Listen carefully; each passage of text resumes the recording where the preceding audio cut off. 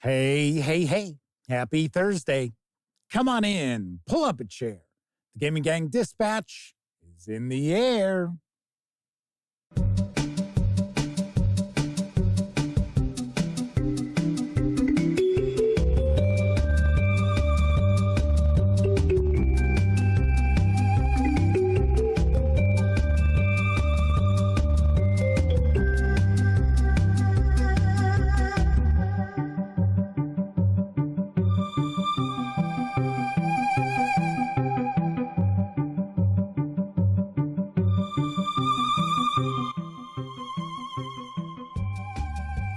Howdy, gang, and welcome once again to the Duct Tape Studios.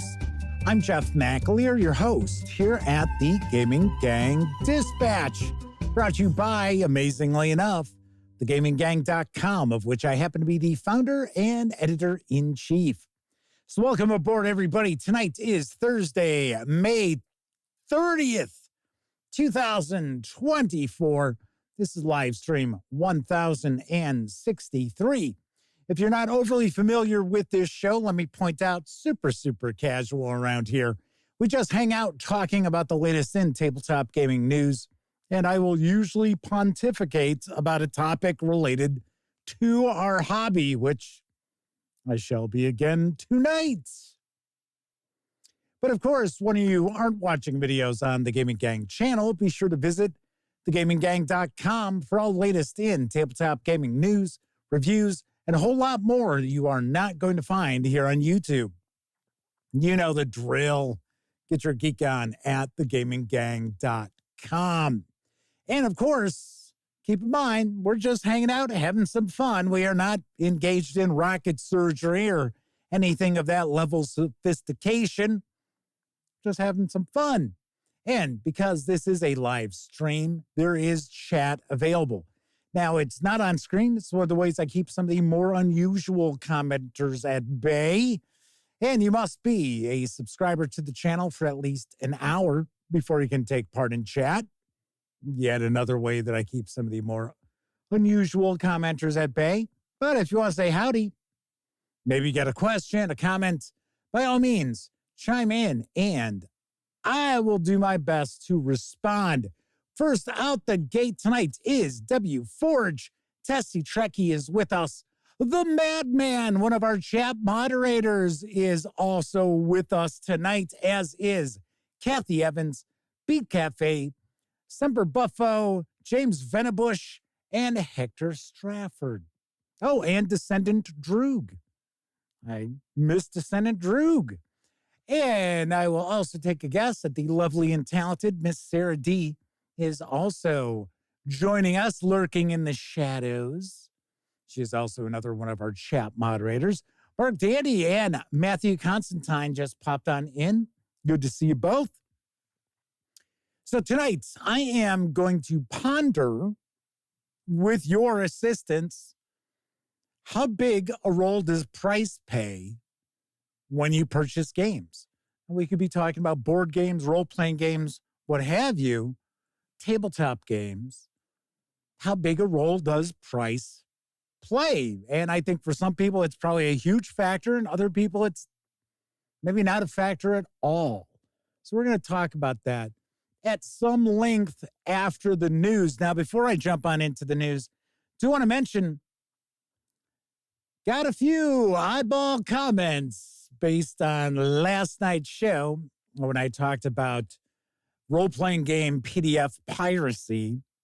And I am just amazed by the moral contortions that people will put themselves through in order to try to justify their theft. And I don't give a shit what anybody says. I don't care if they tell me it's fighting the corporations or the green agenda or, well, you know, it's too expensive, or even, well, that's not available where I live, so I have no qualms about stealing it. There were actually people commenting saying, well, you know, I buy stuff from the small publishers, but I steal it from the big publishers. I would hope people realize that outside of Wizards of the Coast and maybe Paizo, every other tabletop role-playing game publisher is a small publisher. So it's like, whatever. I mean, there were people saying, yes, they agreed with me, but a few of these commenters kind of like, oh, get real, man. You need to know how the world really works. Oh, okay. Got a bunch of rebels without a clue tuning into last night's show or watching it after the fact. Yeah, I need to get a clue. I need the awakening. Yeah, okay. All right. You keep on. Keep it on. And I also got some bad news today. It has nothing to do with what was going on in New York. A cat that has been part of my brother's family for years, who was originally my cat. Her name was Tigger. And I adopted her because it was the cat of a doctor, and this doctor's wife had terminal cancer, and she just couldn't stand to have the cat around anymore.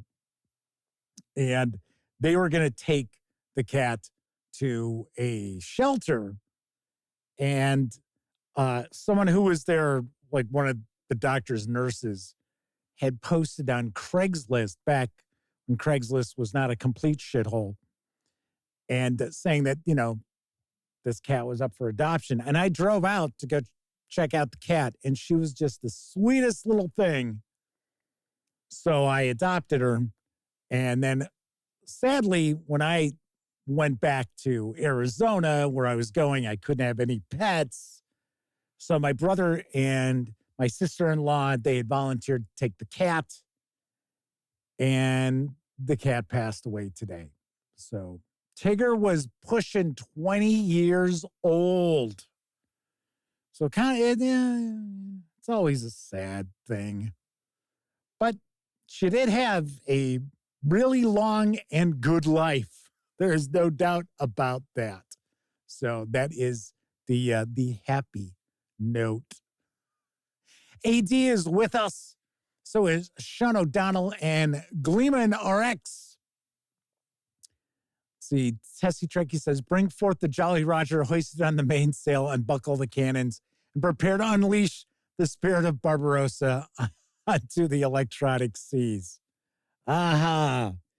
Thank you, Sean O'Donnell. Yes, Tigger had a hell of a journey. Game Cat is with us. His Game Cat is sad now.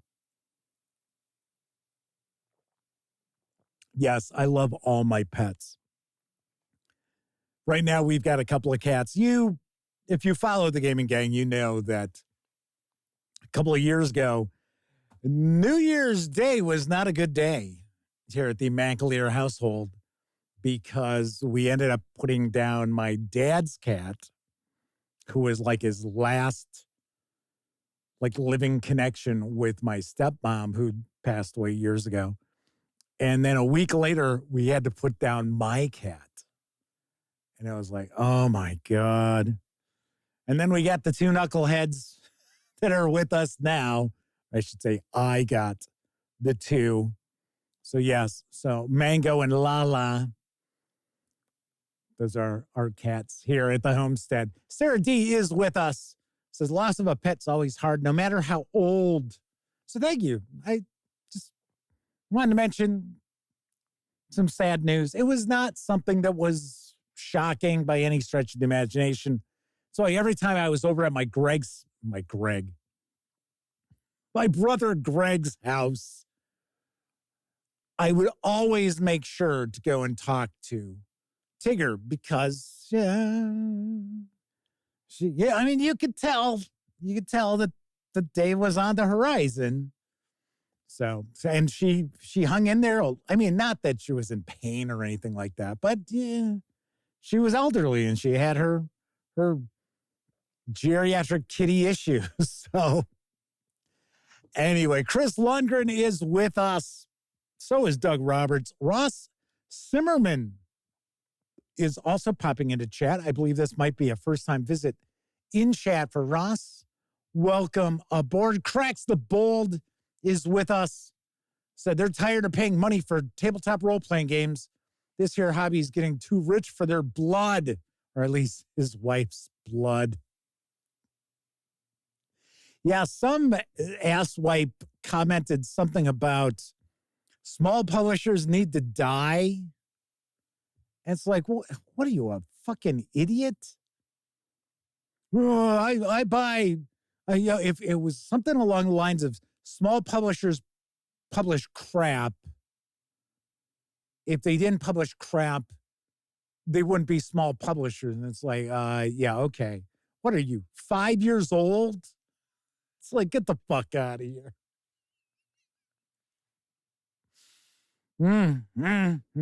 There's some real winners out there, kids.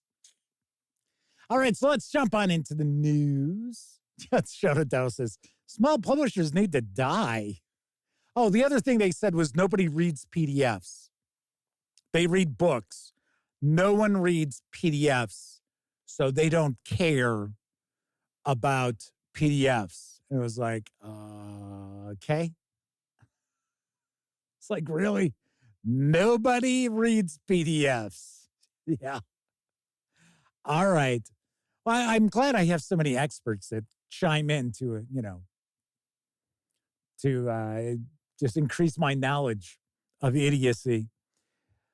And Steven for Roll for Combat pops on in and says, I should die. Yeah, according to this person.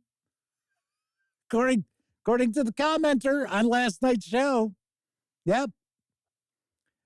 The Sagaverse is also popping on in. Good to see you. Thanks for joining me tonight. Ziggy's 7800 Pro is also popping on in. Says, wow, die. What chat did I jump into? Yes, as Semper Buffo points out, trolls. Yes, I know.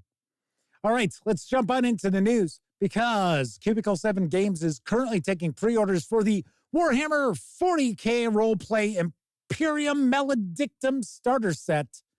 Say that 5 times fast. I've got the scoop. Heresy and corruption have taken root in the Macarian sector, a teeming expanse of industrious worlds in the God Emperor's Imperium of Man. The fate of an entire sector lies in doubt. Powerful individuals from across the Imperium's factions and their agents vie for control against dark cults, traitors, demons, and vile Xenos who lurk shrouded in the ever-encroaching darkness. In the grim darkness of the 41st millennium, can you do what must be done to survive?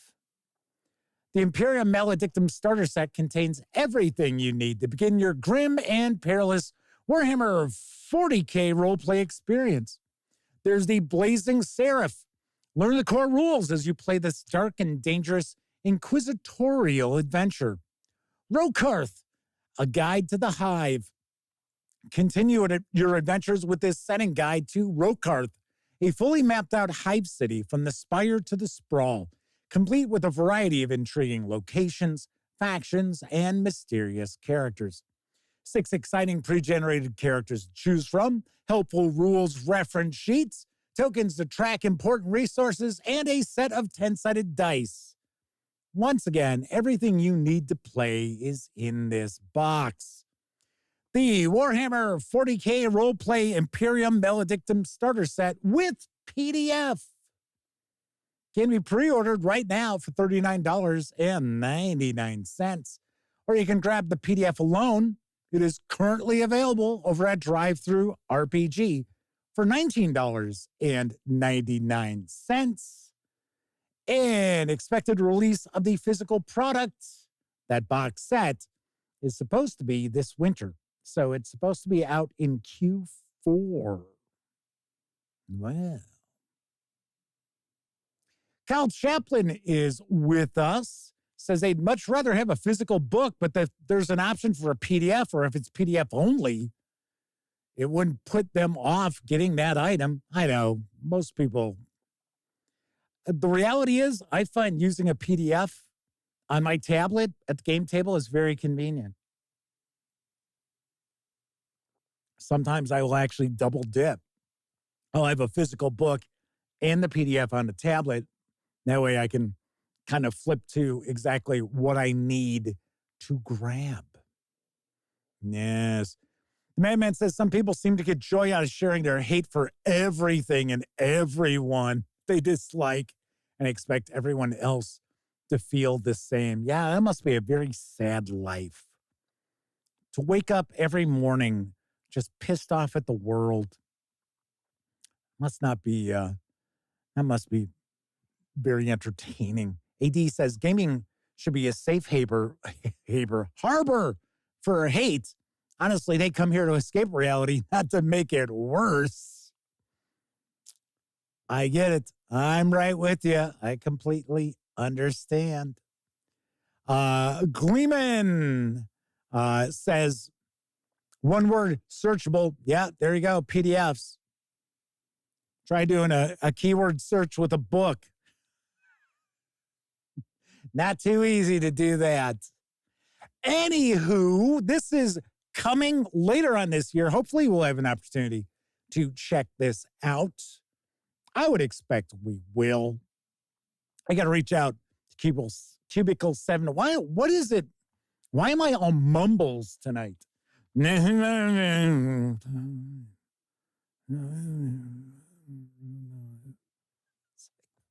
What's wrong with me? Don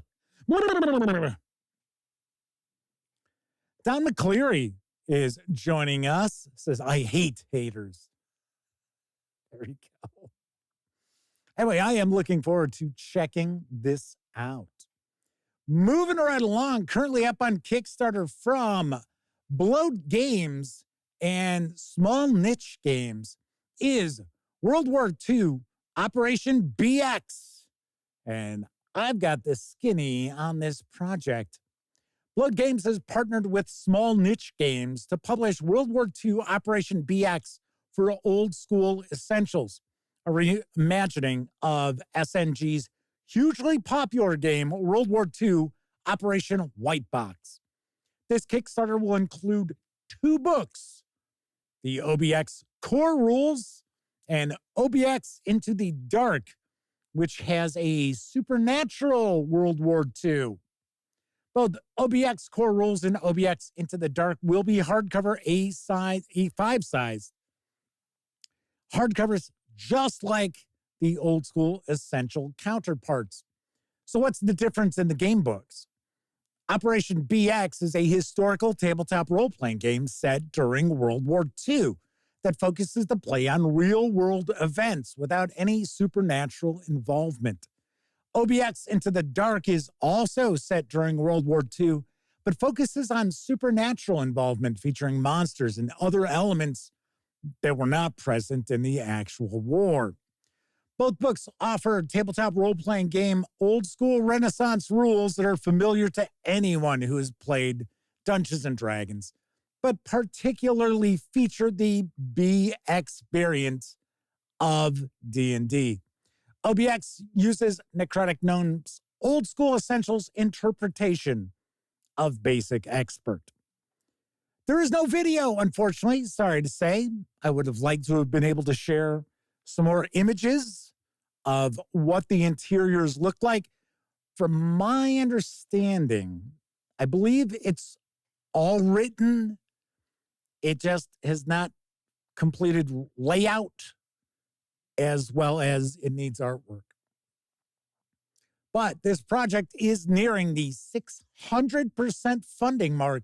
It is now in its last week, and you can reserve both hardcovers with PDFs for an $84 pledge, or you can grab the books simply in PDF for a $29 pledge through June 6th. Expected delivery on both the physical and digital products is next February. Got to say, I have always heard really good things about Operation White Box, and it has had, to my knowledge, a good amount of support as well.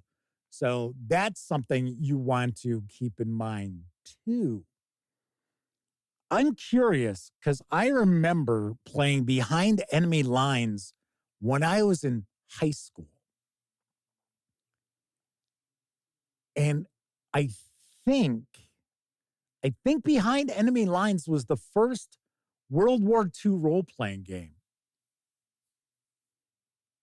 I'm not positive. I think it was, though, because I don't remember anything else prior to that.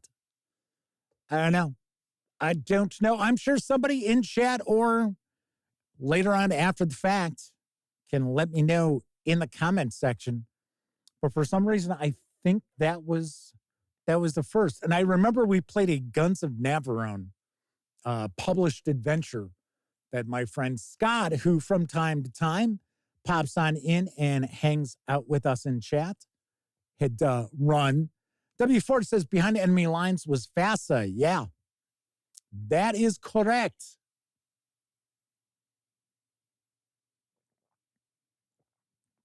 So a little bit of discussion about old school essentials. Very nice. I like old school essentials. I think it's well done. If you have experience with role-playing games and you want to get that basic expert vibe, by all means. Now, if you don't have experience with role-playing games, I don't think Old School Essentials is the best fit for your first RPG because there's really no information in there about how do you actually run a role-playing game. So there is that. And I am eagerly anticipating the release of the Dolmenwood products. I think those are coming out fairly soon. Those trio of books. Sadly, I will not have an opportunity to check them out. But I would be curious about it because the Dolmenwood setting is kind of a dark fairy tale setting. It's pretty interesting. All right, moving right along. Paizo Inc. and Humble Bundle have teamed for an excellent offer featuring Pathfinder 2nd Edition on Fantasy Grounds. And here's the deets on the deal. Pathfinder on your virtual tabletop. Bring your Pathfinder 2nd Edition campaign into the digital realm with the popular and powerful virtual tabletop Fantasy Grounds. This bundle includes everything you need for endless adventures in Golarion, including a key for the standard edition of Fantasy Grounds Unity, the latest version of the beloved virtual tabletop, plus a 3-month trial for its feature-packed ultimate version. You'll also get a package of over 24 Pathfinder 2nd Edition rulebooks, adventures, and game aids to provide infinite fuel for your tabletop adventures.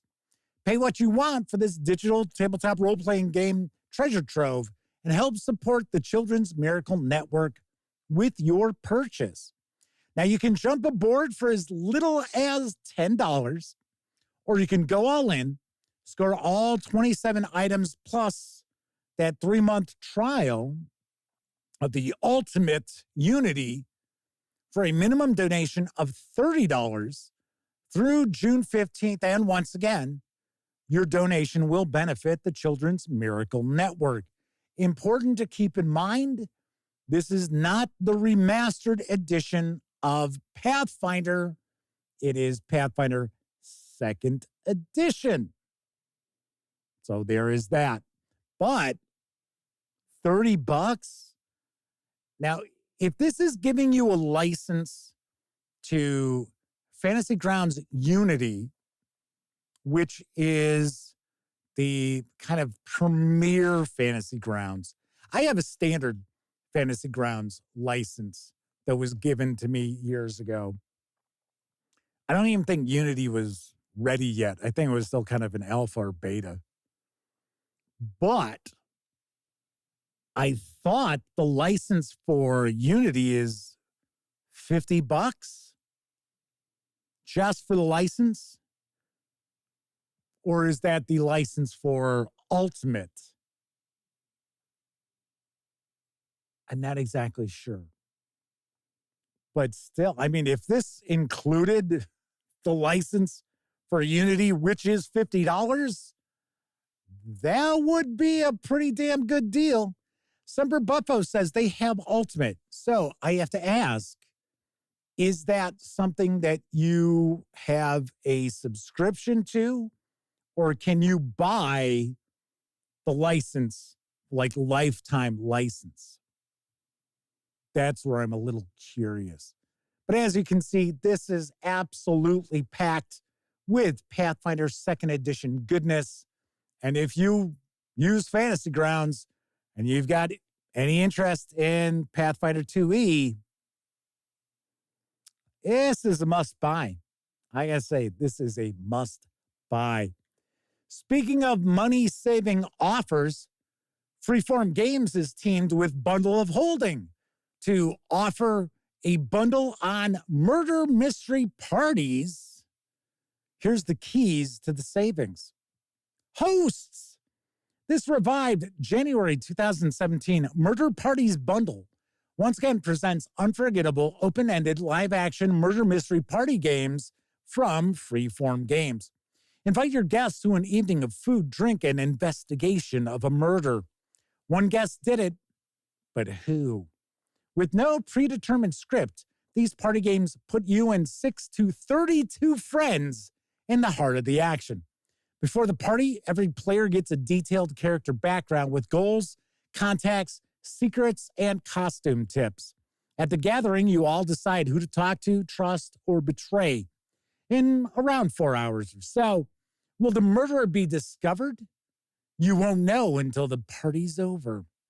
With settings from Hawaii to Golden Age Hollywood to the Wild West, these PDFs include step-by-step instructions for the host, quick start hints for guests, illustrated item cards, reference sheets, and much more. Some games provide versions for kids, extra emergency characters in case someone brings a friend, and other thoughtful touches. Look over the free introductory 10-guest Way Out West game, and then investigate this bargain price collection for groups of, once again, 6 to 32 guests. Start planning a summer party.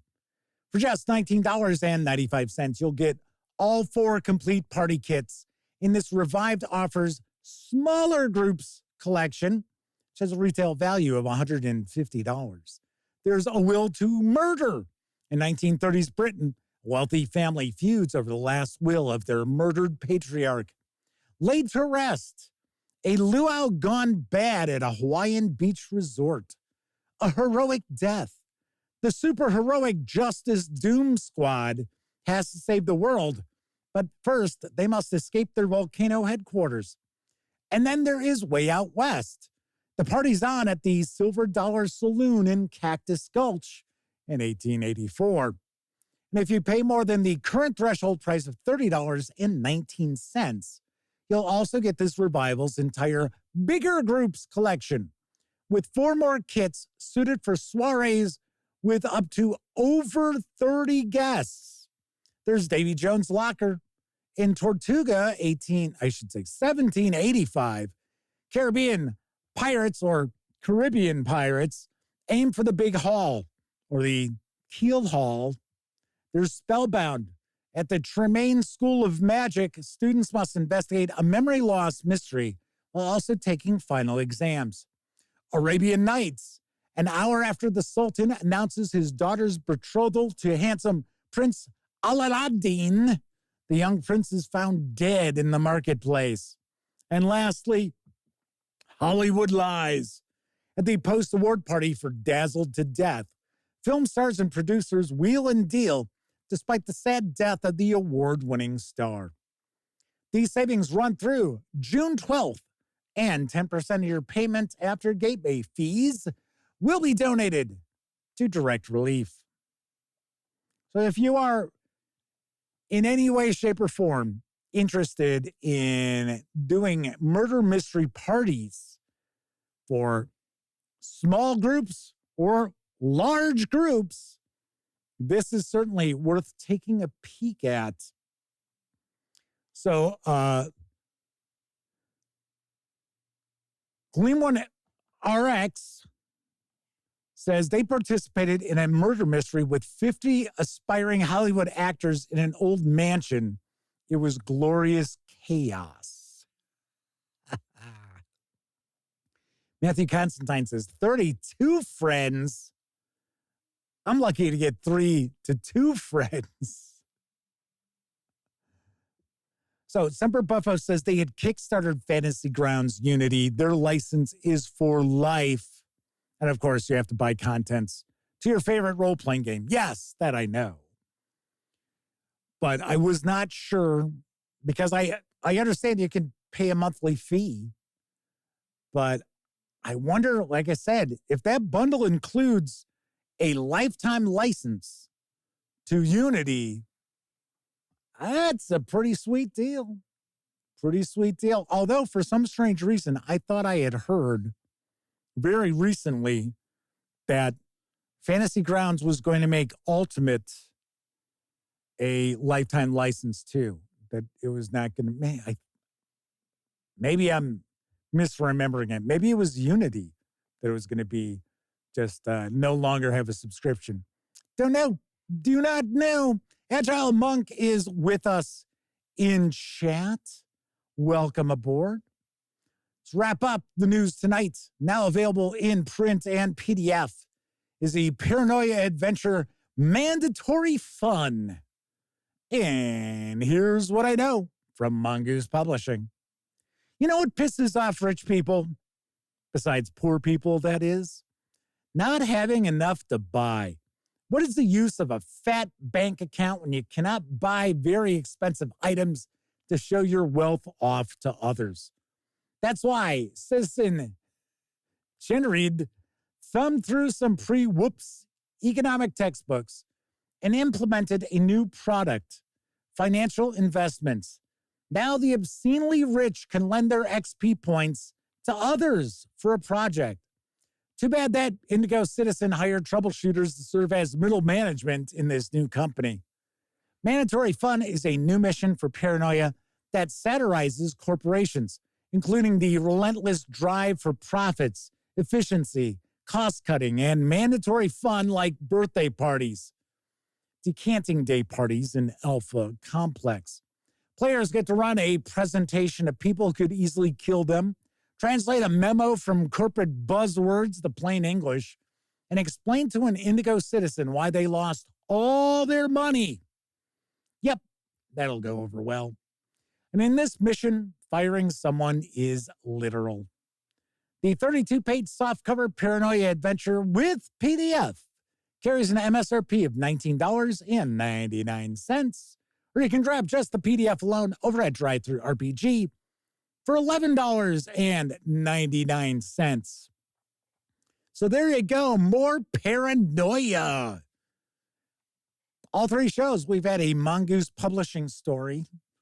We've had, if I remember correctly, I think we've had a Cubicle 7 news item on all 3 shows. There you have it. The usual suspects, all small publishers who need to die, according to Asswipe, the commenter on last night's show. All right, that is it for this time out on the news. Don't forget, I was just talking about Drive-Thru RPG. And of course, the gaming gang, Dust Dispatch, is affiliated with the One Bookshelf sites. So if you are going to visit Drive-Thru RPG or Storyteller's Vault, Dungeon Masters Guild, Wargame Vault, what have you, please stop by thegaminggang.com first. Click on one of our banner ads. That way, if you happen to make a purchase, I get 5% of that sale. And all those nickels, dimes, and quarters really do add up and help keep thegaminggang.com around. Also, if you like this video, if you like the video, if you dig the channel, if you find thegaminggang.com to be a valuable resource, hell, if you just like what we do, please stop by paypal.me/thegaminggang to make a small donation. Hell, you can buy me a 2-liter bottle of soda.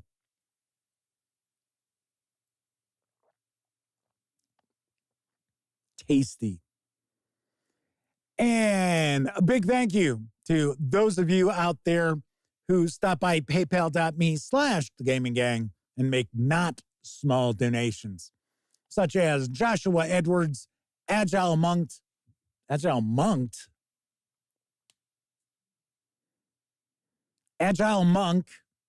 and the Madman, who all three very recently stopped by and made not small donations. Thank you kindly to all of you who either used the banner ads and or stopped by paypal.me/thegaminggang. It is much appreciated. Chris Burkhardt is joining us tonight. Let's see. Anybody else pop into chat that I did not say hello to? I think I've got everybody. Flaming Heron's with us. Maybe I didn't say hello to Flaming Heron and Doug Roberts. Looks like, once again, got a nice chat rocking and rolling tonight.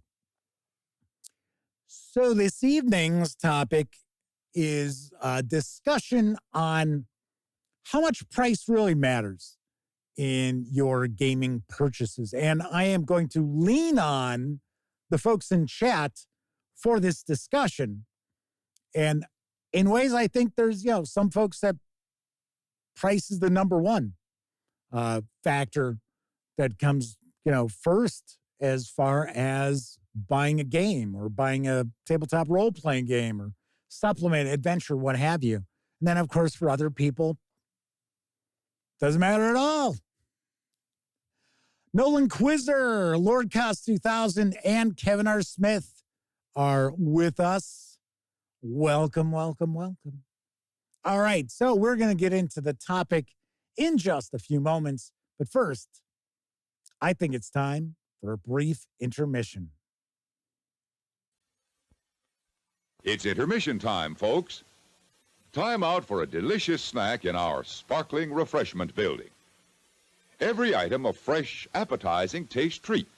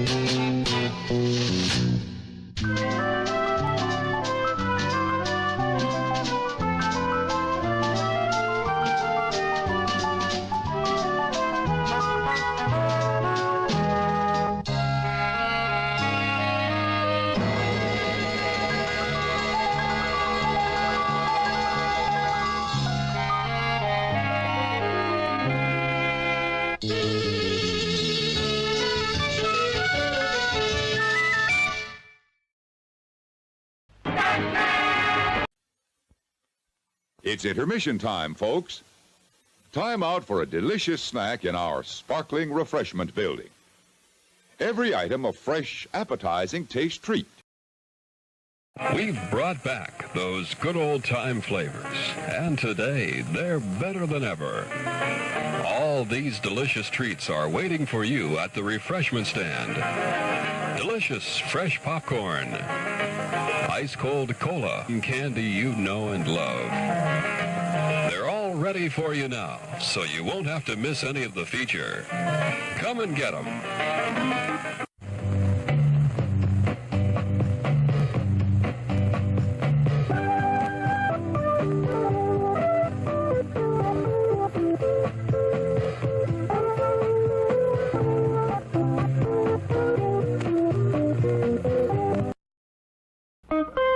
By beech nut, by gum, by beech nut, by gum. The flavor starts lively, the flavor stays lively. By beech nut, by gum. More flavor to chew, more flavors to choose. Like new beech nut fruit stripe gum with 5 different flavors in every pack. Lime stripe, lemon stripe, orange stripe, mixed fruit and cherry stripe. And there's extra flavor in every colorful stripe. For flavor that starts lively, stays lively, by beech nut, by gum. More flavor to choose, more flavors to choose. The flavor starts lively, the flavor stays lively. By gum. More more flavor to choose. More flavors to choose. The flavor starts lively. The flavor stays lively. The flavor starts lively. The flavor stays lively. By beech nut, by gum, by beech nut, by gum. Next question. What do you think of Wilkins coffee? It's wonderful, delicious. You see, friends? Now pay me the $10.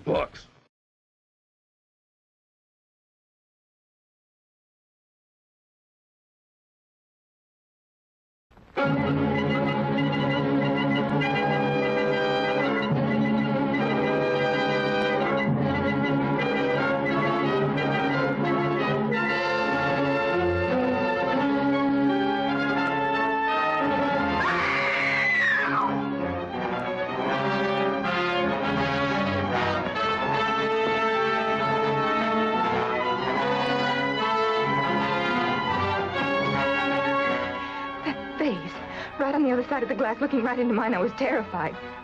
Face? A human face? A ghastly caricature, like something distorted by pressure. A horrible, grotesque imitation of the face looking right into my eyes.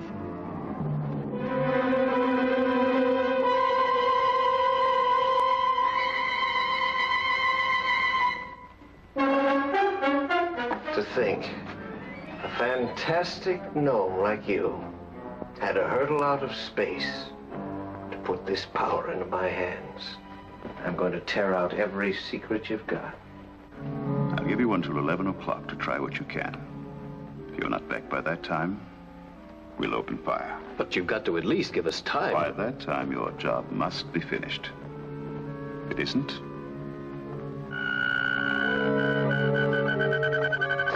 what's his appearance here mean? At midnight, when the planet is at its closest approach to Earth, an invasion will be launched.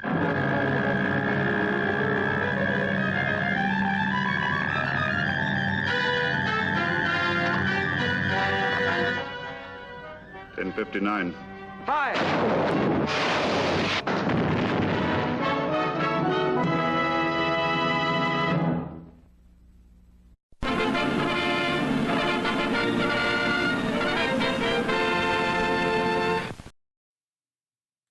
The man from Planet X. Your pulse will throb. Well, my pulse wasn't throbbing, but watching that, my head started to. Yowza. And Robo Feeney and Typical DM are with us in chat. Welcome to you both. So yes, I forgot to switch over the intermission. I'm like sitting there and all, it's like, okay, all right, good deal. Zipped on through the news and ding. And I'm like, crap. I forgot to swap out the intermission. Well. Yeah, what can I tell you? What can I tell you? All right, so tonight we are, W4 says, isn't that the guy from the Herbie the Love Bug movies? I will say, I'm pretty sure the one actor that they showed a little later in that trailer who had a bit of a mustache. There you go. William Shallard. Matthew Constantine just brought that up. The dude was in everything. Yes, he was in tons of things, but you may not have recognized him because there he's fairly young.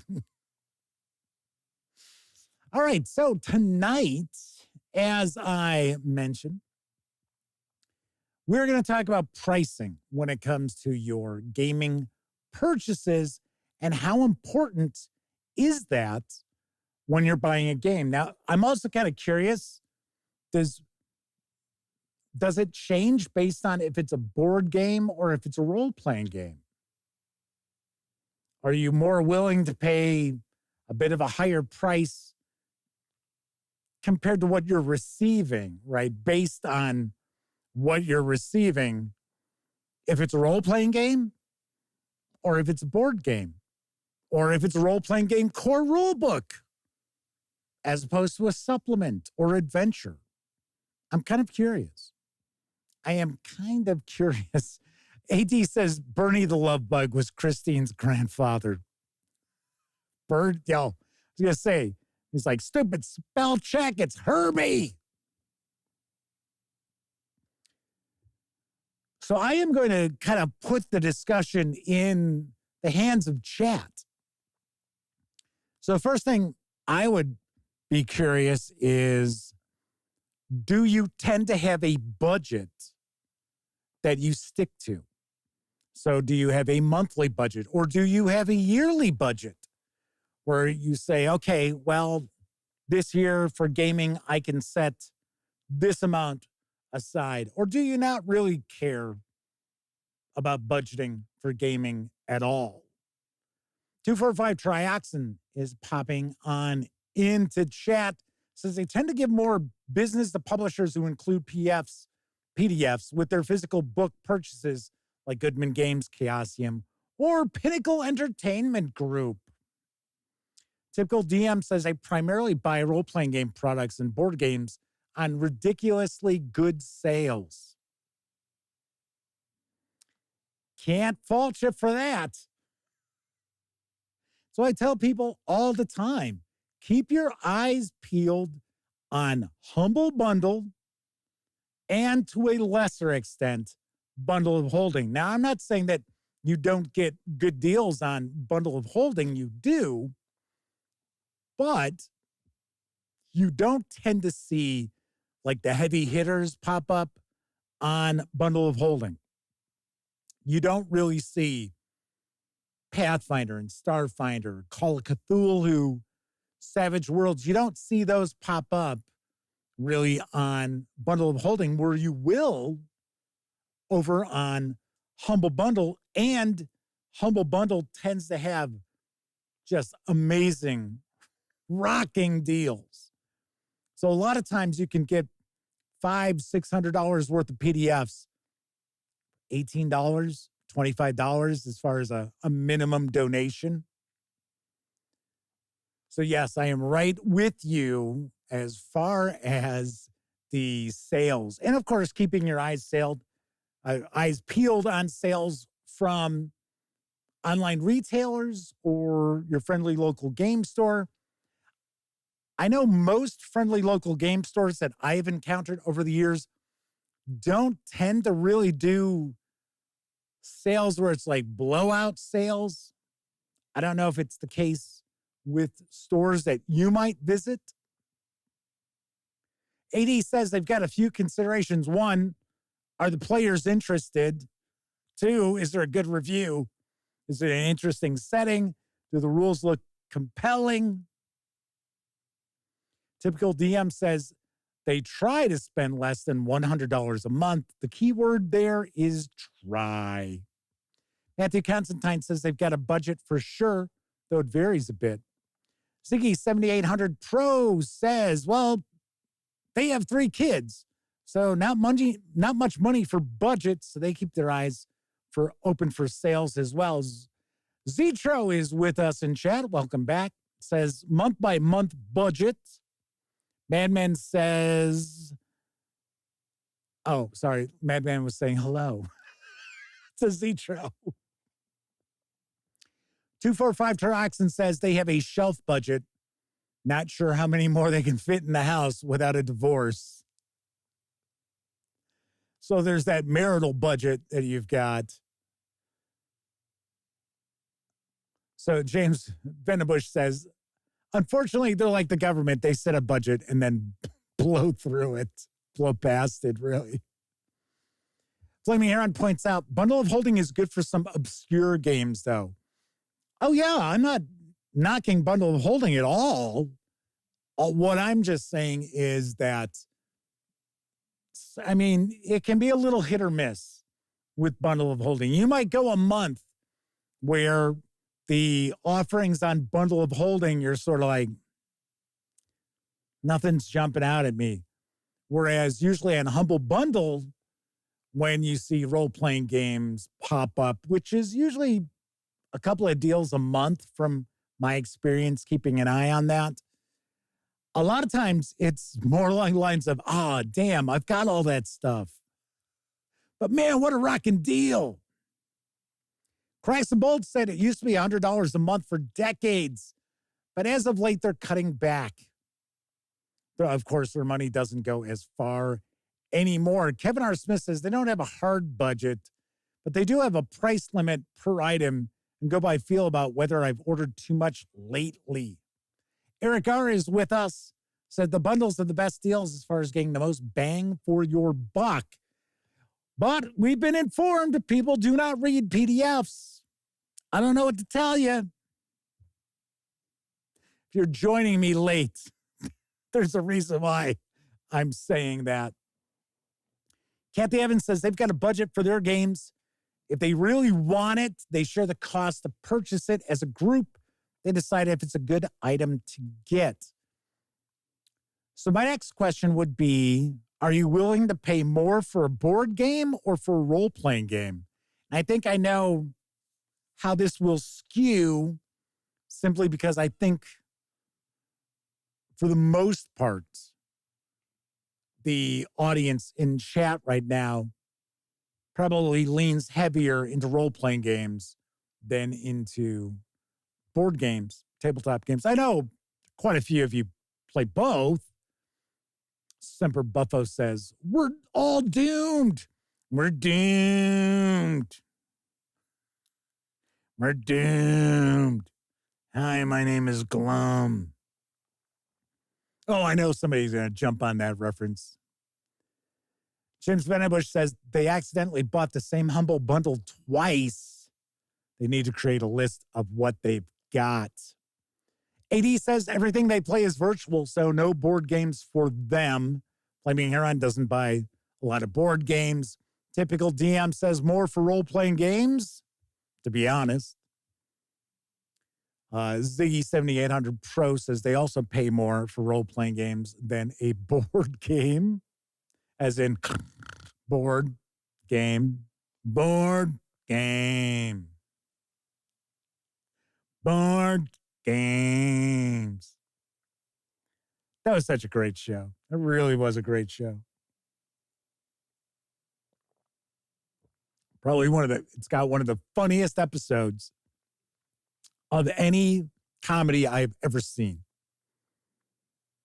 It's like from about the 4-minute mark of the episode to the end, it's like nonstop laughs. See if anybody can guess what it is. Matthew Constantine says their wife actually likes board games quite a bit, so sometimes they're more willing as a couple to spend more on board games than they normally would for role-playing games. Certainly see that. I could see people spending a bit more on role-playing games based on the fact that they might get more gameplay out of that. Now, having said that, if you're a board game player like myself, then looking at a game, seeing reviews for it that are very positive from outlets and reviewers who you trust, that you know it wasn't like, oh, look, they're giving a thumbs up again to a game simply so they get more games sent their way, or because. But I think if you have an understanding if it's like a board game that you're going to play repeatedly, or it's going to get to see the game table more often than maybe 3 times, you might go a little more as far as your budget towards the board games. Now, of course, I can see people spending more of their budget on role-playing games if it is a core book or if it is a supplement that the game master and the players are going to get a lot of use out of. Then I could see people saying, hey, you know what, I'm willing to pay a bit more for that.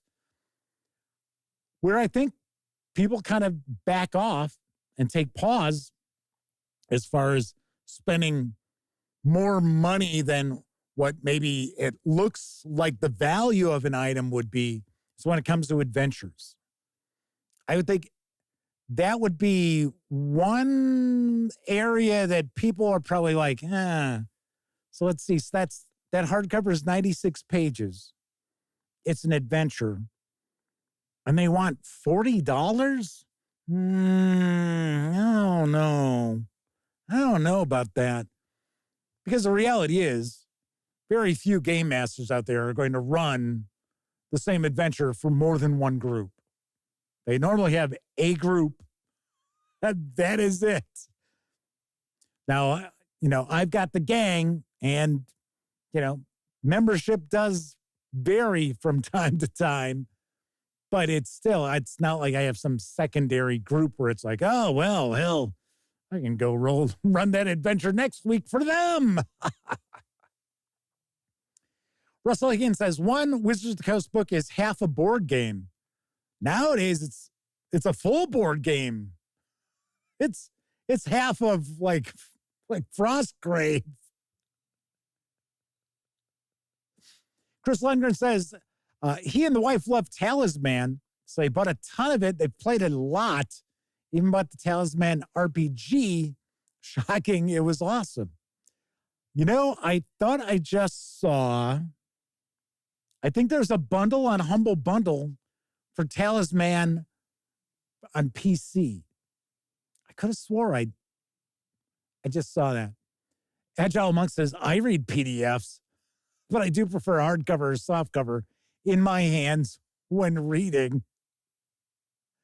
Doug Roberts said they had to eat all their board games. Manman says they might spend more on a board game, but that depends on what all is included for the price. Otherwise, they're more willing to spend more on role-playing games that they know will be played. Kathy Evans says they play both role-playing and board games. If it has future expansions or multiplayer fun, we may pay a little more for them. Agile Monk says they're far more willing to pay more for tabletop role-playing games. That seems to be the line of thinking there, is that people tend to spend a little more, or they're willing to go maybe beyond their budget on a role-playing game than possibly on a board game. Gleeman RX says, my ideal would be a war game that incorporates role-playing game elements, so I'm excited to learn about that World War II Operation BX that was mentioned earlier in the show.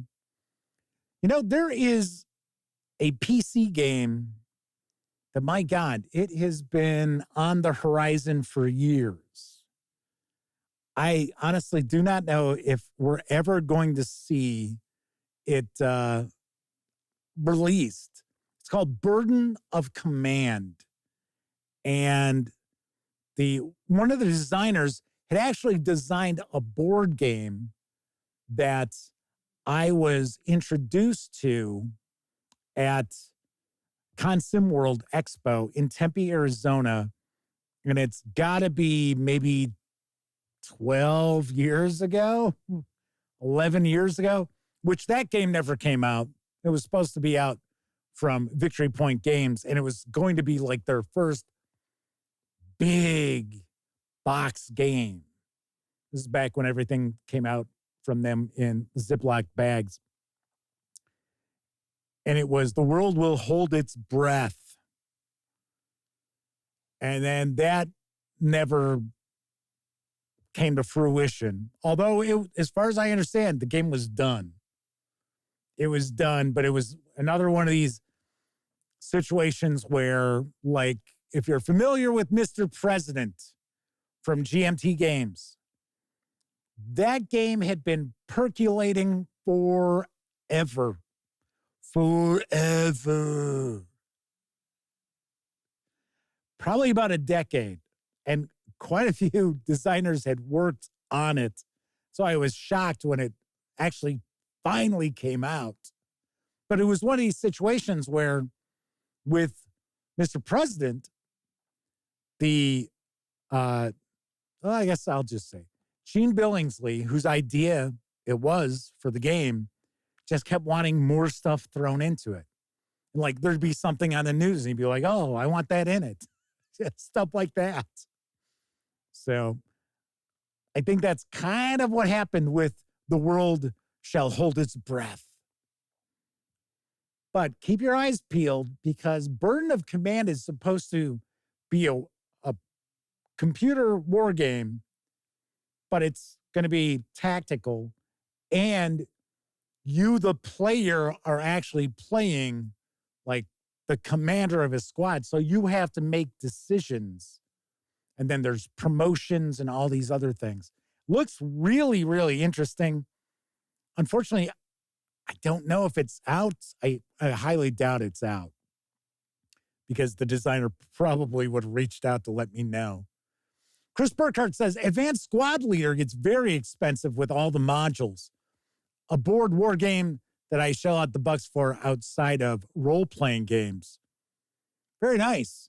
I played a little bit of Advanced Squad Leader way, way back in the day. I liked Squad Leader. I thought Squad Leader was a really solid game from Avalon Hill. I think I had the first expansion that came out for that, but then I think there were, 4 altogether from Avalon Hill that came out, 3 or 4 that came out for Squad Leader, and I had the first one. Elliot and I, when we were in high school, we played it a bit back when, we had time for Hex and Counter war games. Agile Monk says, as far as board games, it's ASL. And in miniatures, they spent a large majority of their fund money on SL when it first came out.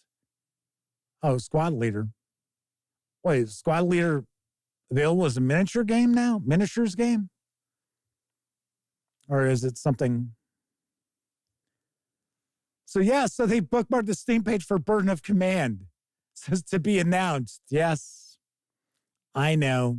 Sadly enough, that is another game that I don't think it's going to end up being vaporware, but I think it's going to be a game that they're going to have tried to just cram too much into it. Agile Monk says, yes, I have a fair amount of wife-splaining to do, depending on how crazy they spend each month. Chris Lundgren says, it's great to have a gamer wife that plays games with them, but when they should wait to get a game half the time. She says, just get it as long as it's under $30 usually or cheaper. I think that's another big thing. I think most gamers, let's talk about board games. I think most gamers, if the game MSRP is around $49.99, they're kind of like, yeah, okay. All right. It's when you start looking at $89.99, $99.99. Oh, that's got miniatures. I wonder if it really needs miniatures. So it's got miniatures for all the main characters and standees for all the monsters and stuff you fight.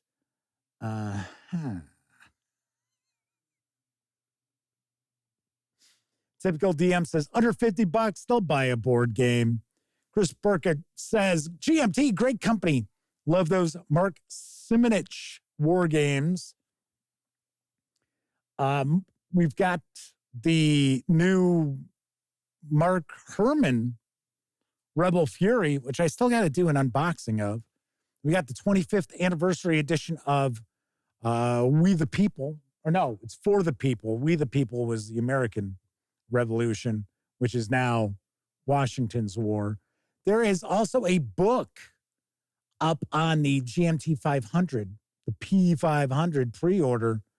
It is, I think it's called Games with Mark or something like that. And it's a book about game design from Mark Herman.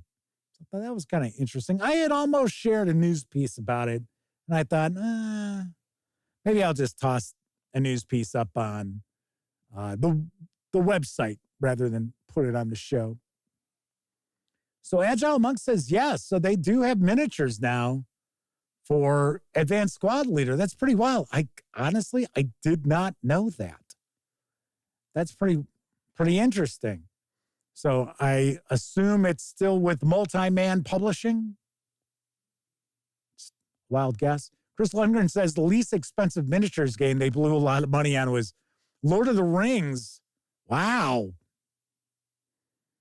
I was going to say, Chris must spend a lot of money on minis because I would think that you would be spending a good chunk of change, especially since it is Games Workshop. So Chris Burkhart's mentioning Cross of Iron and Crescendo of Doom. So there were only 2 expansions for Squad Leader? Agile Monk says some folks way back in the day converted the Squad Leader rules to miniatures. You know, I had heard of that. The World War II miniatures we played when I was in high school, and that was Tractics. And we played, that was micro scale that we played it at. Agile Monk says, we played it at the various HMGS events, won a few awards for the historical setups. Very nice. Very cool. So Matthew Constantine points out they wanted to pick up Coyote and Crow and Haunted West, but the price tags on each combined with the unlikelihood of getting them to the table has held them back. Now, I can understand that. That's something I think many gamers have problems with. And even though I get a lot of stuff sent to me for review, I was always like this too.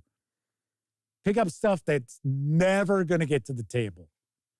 Be like, oh, wow. Oh, I see XYZ is on sale. And oh, yeah, it's a $60 game, but they only want $25. Yeah, I'll order that. And it's like, just sits there collecting dust.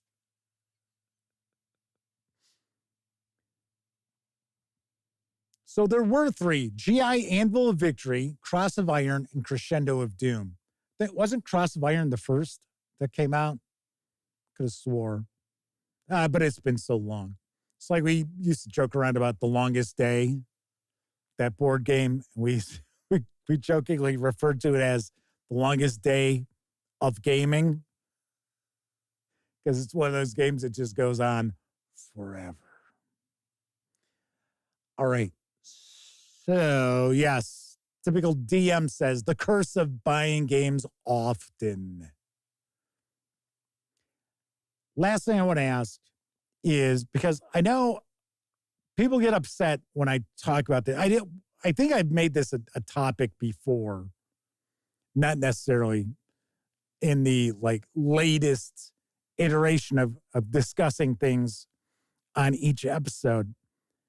But I'm always one of these people that says, if you do not have a good, friendly local game store, you should not feel any obligation to support that local game store because they are not a friendly local game store. So the question I would have that we'll wrap up with, and this has to do with price once again, are you more apt to jump at the opportunity to buy a game from an online retailer where you might be saving 30% off of the MSRP that you would end up paying at your friendly local game store? I'm kind of curious. If you wouldn't mind sharing that in chat, what your thoughts are on that. And yes, if you've got a fantastic game store that's nearby or, conveniently located, or maybe not inconveniently located, then yeah, by all means, I always tell people, yeah, support your local game store if you can. But I also say, if it's a choice between your local game store and you staying in the hobby, stay in the hobby, right? Cracks the Bolt says they bought their entire group core books for Basic Fantasy and White Box for the price of one full-priced Wizards of the Coast book. And you probably had a couple of bucks left over. Agile Monk says they've got the original Tractics. Yeah, I used to have that. I was the person who owned most of the games over the years. Daryl Eritz with us, I know I mispronounce his last name all the time, says, Local game store is 55 miles away. Don't go near it, but once a month or every month and a half. James Venabush says, unfortunately, there's no real local game stores within 30 miles. Flaming Heron says they bought the 4th edition of Warhammer Fantasy Roleplay.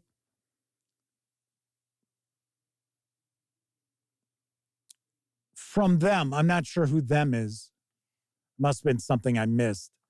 Says they don't have a lot of releases that they're interested in. They do skew a lot to 5e. Oh, I think Flaming Heron might be talking about Humble Bundle. Cracks the Bold says no local game store within a 2-hour drive. Matthew Constantine says, I have a fantastic game store that's just far enough away for me to not consider it convenient. So I go a couple of times a year. I'll buy something pricey whenever I go, but otherwise, online. I used to go to Games Plus when I lived on the northwest side of Chicago. That was out in the burbs, but it was right down Northwest Highway, which at one point I lived, well, twice I actually lived off of Northwest Highway. So it was a straight shot. It was about a half-hour drive, but it was just a straight shot down Northwest Highway. And to my knowledge, it is still around. I have been told previously that Games Plus in Mount Prospect is still in business. And the last time I went and visited it, it had moved across the street. So it had been on one side of the metro tracks, the train, the commuter train, and then years went by. And then on a lark, I was like, you know what?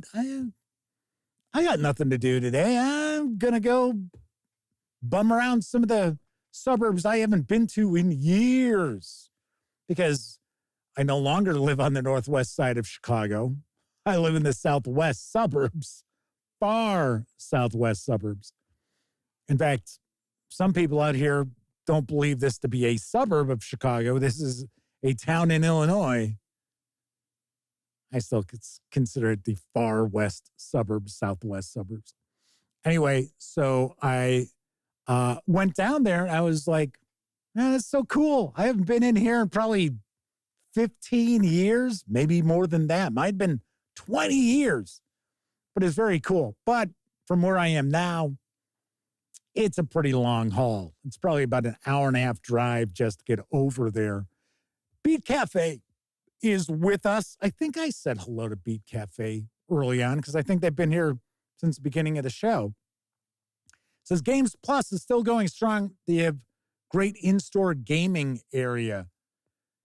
Back in the day, it used to be in their basement. But I think that was before they moved across the tracks. You know what? I got to be honest. I have done very little gaming in game stores.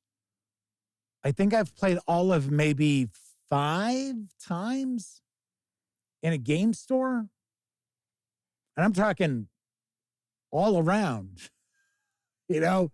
I'm talking Arizona, Chicago suburbs, all that stuff.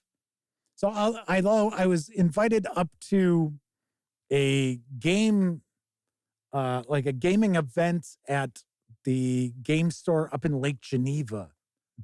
I think it's supposed to be next month. I was like, maybe. Yes, maybe. Sean O'Donnell says, fair game in LaGrange, Downers Grove, Geneva is decent. Wandering Dragon in Plainfield is best. That is the closest. Well, no, I take that back. What is it called? The Game Store in Oswego. That is Oswego or Montgomery, one of the two. That is the closest one. Next closest is Wandering Dragon. I don't tend to pop into game stores too often. Thankfully, the game stores that are nearby me are pretty cool. Unlike when I lived out in Arizona, we've had this discussion before. I'm not going to could get into it. But I think that's probably one of the reasons why I spent so little time playing games in game stores is because the one game store out in Arizona that I thought was worth my while was actually about an hour, 20-minute drive one way. Agile Monk has popped out a super chat. Thank you very much.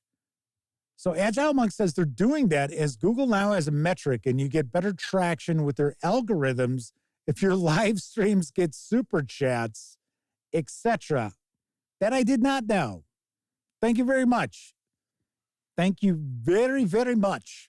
Chris Lundgren says Game Store has to be less than an hour away and service has to be amazing. I have a shitty store 15 minutes away and drive to the two further away because better customer service, it matters.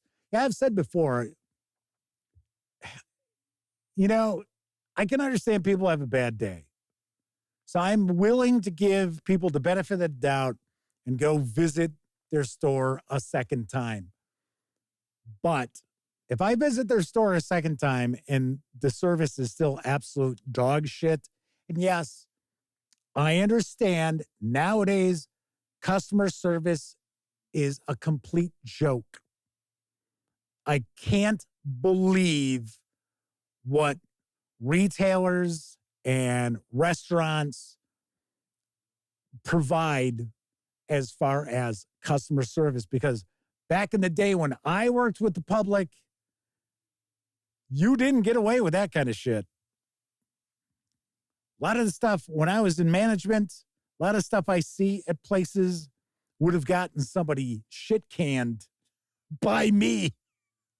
And now it's like, geez. But yeah, if I walk into a game store and nobody even acknowledges my existence, and I'm in there for a little bit and nobody ever says hello to me, you don't need to ask me if I'm looking for something. Just say hello. But if you can't even bother to do that, pretty unlikely that I will be back. Agile Monk says it stinks YouTube takes 40%. Yes, I get it. I understand. But we want you to have better tracking. Love the streams. Well, thank you very much. It's just, we're just hanging out, right? I mean, tonight it's basically leaning on folks in chat because I'm curious, because I'm a reviewer, so I don't spend much money on buying games. And there are many reasons for that, mostly because I really don't have a budget to be buying games. You all know. So I'm relying on you folks in chat to kind of fuel this topic tonight, because I have impressions that most people will set a budget for their gaming. Most people are more apt to spend more money on a game that they believe is going to get to their game table repeatedly, be it if it's a role-playing game or if it's a board game. And I know people tend to spend a little bit more if they find reliable reviews for a game that they're interested in. Flaming Heron says, they don't want your business. Maybe not.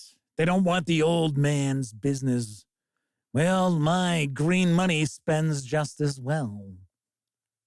Chris Burkhardt says, great game store there in Boston, Pandemonium Games. Well-stocked in various role-playing games. They support it by buying from them. Matthew Constantine says, I know I've lamented it before, but I've got a game store that's a 15-minute bus trip from my house, but they suck. Don't give them your money. I'm with you, buddy. I am right with you 100%. AD says, I buy games because I want to run the games. My players don't have to because I do it. Yeah. As far as buying role-playing games, stuff like that, I don't have anybody kick in. I always would buy stuff. I should point out that I have decided I'm going to run some Dungeon Crawl Classics. So next Wednesday, I will probably not be streaming a live show because my nephew Cameron is supposed to return from his deployment to Africa. And we're all getting together for, a welcome back party. So that is going to be Wednesday night. And I am going to run some Dungeon Crawl Classics. I'm going to run the gang through a funnel. I'm looking at probably Sailors on the Starless Sea. I think that's where I'm going to. I like Harley Stroh adventures. They got the right amount of gonzo that I enjoy without getting too out there. So that is what we're going to be doing. I'm going to run them through that funnel. But I'm waiting for my nephew Cameron to get back because he's going to play. AD says, yes, Sailors on the Sunless Sea. Is it sunless or starless? Maybe it is sunless. It's Harley Stroh. I know I got that right. Bill N says, DCC is great. I wish I could convince my gang to try it. See, luckily, I don't have the 5e group because I don't run 5e. I run Call of Cthulhu. That is my main role-playing game. So I don't have the people who are going to butt heads with me that they don't want to play a different kind of fantasy game. In fact, funny enough, I mentioned this because we had gotten together recently to play over at my brother's house, and Elliot popped over, and I had mentioned I was going to run Dungeon Crawl Classics, and he's like, oh, that's awesome. And I thought for sure I was going to get a little pushback on him saying, oh, come on, man, come on, keep running Call of Cthulhu. But as I had mentioned to him, I said, because we kicked off Massive Nyarlathotep. We got a couple of sessions in, but it's always something. Like my nephew gets deployed. And, a lot of times we can't get together to play games more than once a month. So I'm like, well, at least with Dungeon Crawl Classics, if I'm running some published adventures, then a lot of times we could probably rock them out in a couple of sessions because we'll play for 6 hours. We'll get together. We won't just play for a couple hours. We'll play for about 6 hours, even maybe more than that if everybody's having a good time. So I said, let's do that. And I said, plus, you're going to really get a kick out of it. You're really going to get a kick out of it because it is different. Matthew says they recently ran Creep Scrag Creep. It was good, though it wasn't their best night of game mastering. Yeah, it's tough when you have an off night.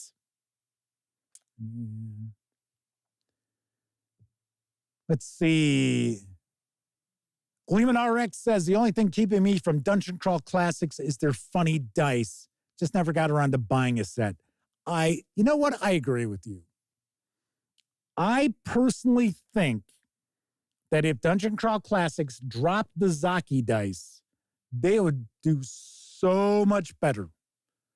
But there are a lot of people who are kind of, they're 24-sided die. What? 30-sided die? What? You want me to pay $20 for another set of dice? There are a lot of people like that. And I understand. I get it. I really do get it. But I also understand that there are some free Zaki dice apps out there. Or there are, dice apps where they have the D30. So he was like, oh, D100. It's like, yeah, percentile dice. It's like, you don't need the big 100-sided die. Roll your percentile dice. There you go. Daryl says, make a percentile dice version of Dungeon Crawl Classics. Yeah, you could probably pull that off. Cracks the Bolt says, Dungeon Crawl Classics is great. The randomness is a feature, and it requires a lot of charts and random tables. At first, it kind of seems too much-ish, but push past it, the game is amazing. Yeah, because, you really do have emergent play. I mean, that's the reality of it. So, all righty then. I am going to wrap up tonight's show. So, of course, if you're watching live, thank you very much. If you watched live and took part in chat, another big thank you, big tip of the cap to you, because not only do you keep me company and actually help fuel tonight's topic, but you keep each other company too. But of course, I know a lot of folks out there, they don't have an opportunity to watch live.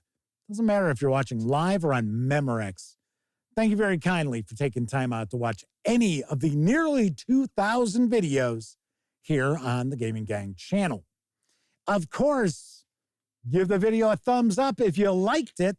Subscribe to the channel if you haven't already. And if you do subscribe, don't forget, ring that bell, because it'll not only let you know when I stream The Dispatch Tuesday, Wednesday, and Thursday evenings right here on YouTube at 7 p.m. Central. It'll also inform you when I share other videos, such as my review of Alien, the role-playing game, Building Better Worlds from Free League Publishing. And don't forget, check out this review and my review of Doctor Who, the role-playing game, second edition, 60 Years of Adventure. 60 Worlds of Adventure. Because you can get into the running to win copies of those books in PDF. Although I understand no one reads PDFs.